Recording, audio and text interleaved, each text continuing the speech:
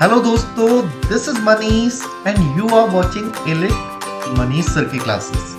Literary terms की series में आज हम एस्थेटिसिज्म को डिस्कस करेंगे दोस्तों। एस्थेटिसिज्म का हिंदी मीनिंग होता है सौंदर्यवाद। नाम से ही क्लियर है कि this ism has much to do with beauty, अर्थात एस्थेटिसिज्म और सौंदर्यवाद फाइन आर्ट्स या लिटरेरी वर्क्स में मोरालिटी या नॉलेज को उतना महत्व नहीं देता जितना कि ब्यूटी को।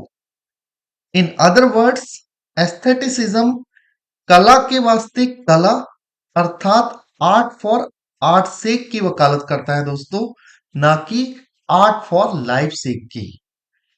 It means aestheticism intellectual enhancement की नहीं, सेंसुअस प्लेजर की बात करता है।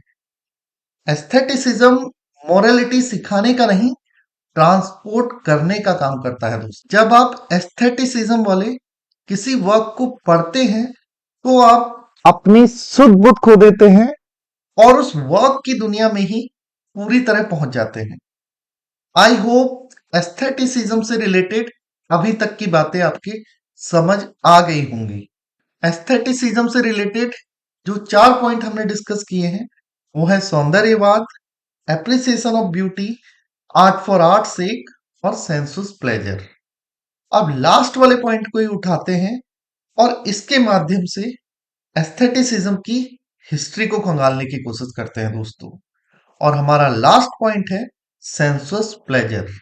1750 में जर्मन फिलोसोफर अलेक्जेंडर बॉमगार्टन का एक वर्क आया था एस्थेटिका। एस्थेटिका एक ग्रीक वर्ड है दोस्तों, जिसका मतलब होता है सेंस परसेप्शन पर आधारित, अर्थात पूरी तरह इंद्रियों पर आधारित। एस्थेटिका नाम का ये जो ग्रीक वर्ड है, इसको पहली बार आर्ट से जोड़ने का काम बॉमगार्टन ने ही किया था दोस्तों। और उन्होंने ये कहा था कि किसी भी फाइन आर्ट का ट्रू जजमेंट इस हिसाब से होना चाहिए कि वो हमारे सेंसेस को किस हद तक प्रभावित कर रहा है। इस ग्रीक वर्ड एस्थेटिका से ही विकसित हुआ टर्म है एस्थेटिसिज्म, जिसके हिस्टोरिकल रूट्स हमें एक दूसरे जर्मन फिलोसोफर इमानुएल कांत के विचारों में देखने को मिलते हैं दोस्तों। अपनी 1790 में आई बुक क्रिटिक ऑफ जजमेंट में वो लिखते हैं, किसी भी वर्क का सही मायने में हम तभी लुत्फ उठा सकते हैं जब हम उस वर्क को रियलिटी, यूटिलिटी और मोरालिटी की परवाह किए बिना उसके खुद के वास्ते ही पढ़ें या लिखें। So we can say friends, philosophical foundations of aestheticism were laid in the late 18th century by Immanuel Kant. लेकिन एस्थेटिसिज्म को डेवलप करने का काम फ्रेंच राइटर चार्ल्स बॉडले ने किया था। और इस फ्रेंच राइटर ने एक American writer Edgar Allan Poe के उस क्लेम पर वर्क किया था जो उन्होंने अपनी 1850 में आने वाली बुक द पोएटिक प्रिंसिपल में किया था दोस्तों। और वो क्लेम था पोयम पर से, अर्थात a poem is written solely for a poem's सेक।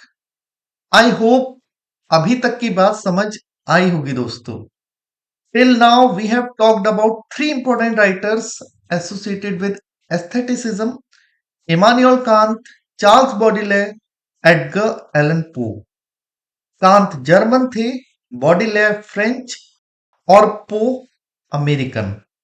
अब इस लिस्ट में एक इंग्लिश राइटर और ऑक्सफोर्ड यूनिवर्सिटी के प्रोफेसर का नाम और बढ़ा देते हैं दोस्तों, and that name is Walter पेटर।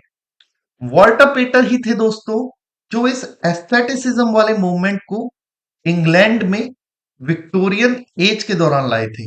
और विक्टोरियन एज का टाइम पीरियड तो आप जानते ही हैं दोस्तों, दैट इज फ्रॉम 1837 टू 1901।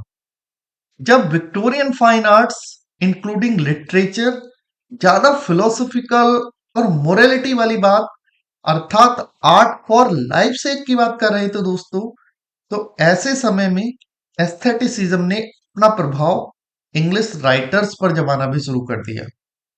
ऐसे ही 2 ग्रुप ऑफ राइटर्स थे Pre-Raphaelites and the writers of Naughty 90s.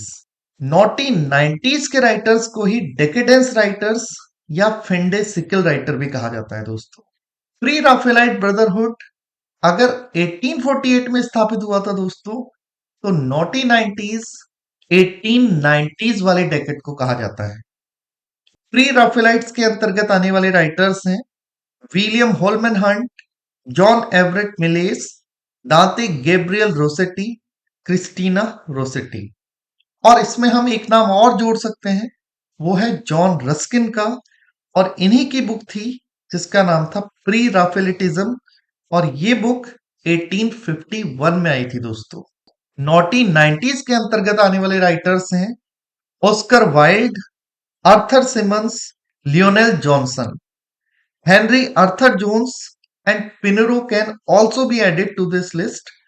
और जोन्स एंड पिनेरो के रियलिस्टिक ट्रेडिशन में लिखे हुए ड्रामास ने मॉडर्न एज अर्थात 20th सेंचुरी के एक राइटर को इन्हीं के जैसे रियलिस्ट प्लेज लिखने के लिए प्रेरित किया था दोस्तों। और इस ड्रामेटिस्ट को अपने रियलिस्ट और प्रॉब्लम प्लेस के लिए 1932 में नोबेल प्राइज से भी नवाजा गया था। अगर आपको इस राइटर का नाम पता है तो let me know by writing it in the comment box friends. इन दोनों ही स्कूल्स के राइटर्स एस्थेटिसिज्म के ideal art for its own sake को फॉलो कर रहे थे, and other writers in whose works the effect of aestheticism can be seen are Algernon, Charles Swinburne, W.B. Yeats, T.S. Eliot, T.E. Hulme, etc. With this, I end today's class, friends. Thank you very much.